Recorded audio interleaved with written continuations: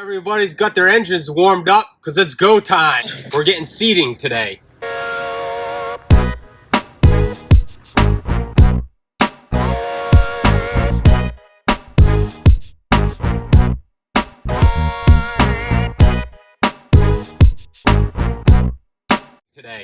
So as you can see, I've got my seed cells, which I really like about these plug trays. They're inserts, but they're perforated, so you can break them apart. And that way you can seed multiple things like I'll be doing today. And as they germinate at different rates, you can separate the cells that have germinated and remove them from the humidity chamber and leave the ones that have not in there to continue to germinate. I've already separated one. I'll be filling it with my germinating mix.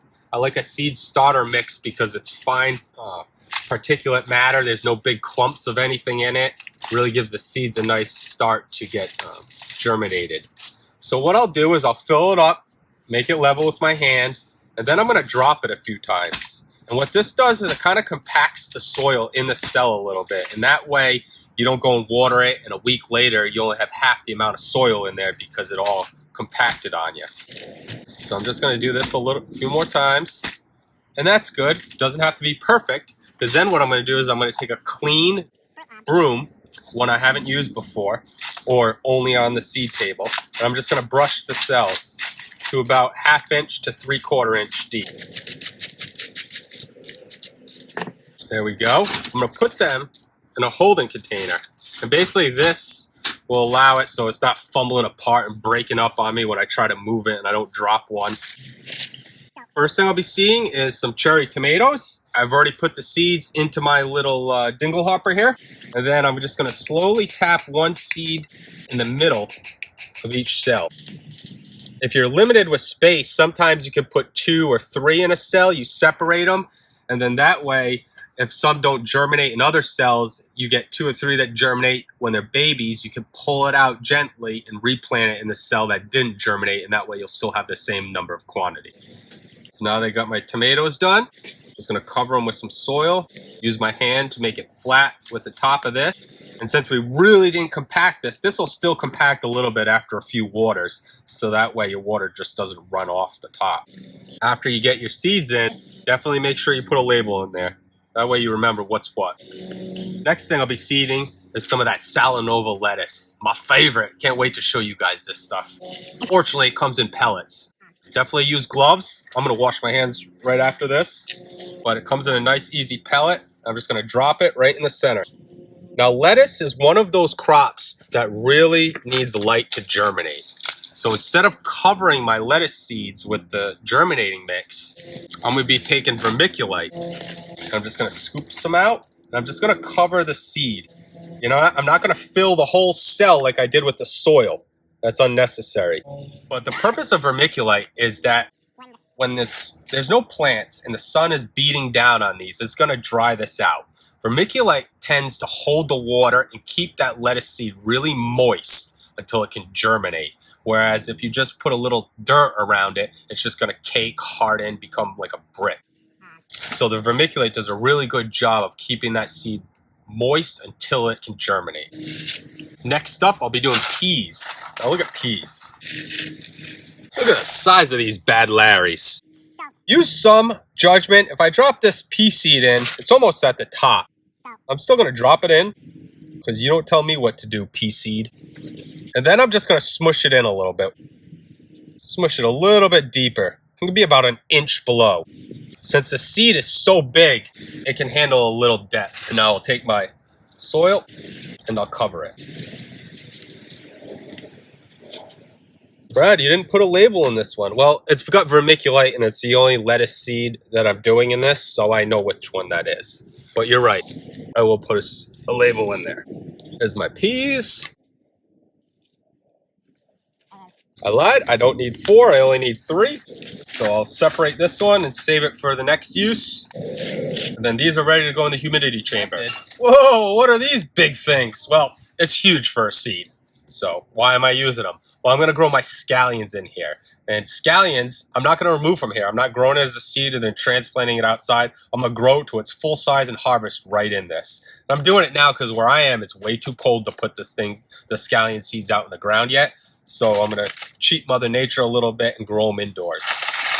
Or at least the first couple plantings. Now with scallions, this is a pretty big opening. And this is all kind of trial and error. I've done it a few times, so I kind of know that in here, I'm going to plant about 9 or 10.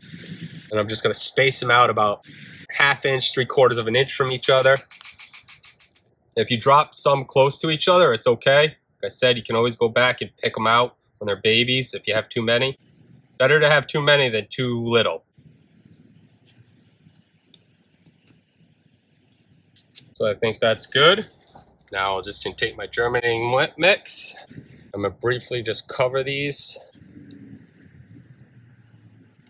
And there we have our scallions ready to go. I'm going to germinate them right in here. I'm going to grow them to full size right in these pots. It's kind of why they're spaced out, so they'll have some room to grow once they get real big. Hopefully I'll be eating some scallions in a few months. The last type of seed that I kind of want to show you, because it covered all the basics with the different types of seeds, is your baby lettuce and kale mixes, or your greens. Any of those greens, the small things you're growing, you can grow in wide open flats like this. You can get creative. This is only about 2.5 inches deep, and it's not even full all the way. They do not need a lot of soil. I've seen them grown in 3/4 of an inch of soil. The general basis is you want something wide and long and skinny, flat. This method, it's a little bit different because they're a baby greens mix, so you're not going to be planting them individually. You want a lot densely grown together because you're harvesting them very small. They don't need a ton of room to grow big. So with a ruler, I'm just going to make myself 4 lines. And then these lines are just for me to keep track of how I'm growing them. Some people will just scatter the seed throughout the tray, and that's fine too. I should try to tell you the quantities. I'm going to use about 1/4 of a teaspoon, a very little amount for this whole tray. So what I'll do is I'll measure it out. This is a 1/2 teaspoon, so I'm going to do a little. And then I'll start on one end, and I'm just going to tap as I go. In a general even motion. It's okay if you skip some spots. Kind of takes a little getting used to. You can always go back and fill in. And this is good. So when you see what I planted, I didn't even have enough to go through the end of this last row. That's fine. I'm going to make sure I take the right seed. I'm just going to put a little bit more in there. I'll just keep going. I'll go back to where I did. Usually it's the ends that need it because you're trying to go and you never really start and stop in a fine motion. So that looks good. Being that this is lettuce, I'm going to take my vermiculite. And I'm not going to waste it on the whole tray. I'm just going to cover the rows I did. The most important thing with baby lettuce and these seeds that you're putting on the surface is to keep them moist until they germinate. Once they germinate and they have roots, they're like any other plant. They can tolerate a much broader spectrum of how much water and moisture is in the soil. It's that stage when they're still trying to get started. And there we go. In about 30 days or so, we should be eating some good salads. So hopefully you enjoyed this, and can't wait to see what's next. Thanks for tuning in.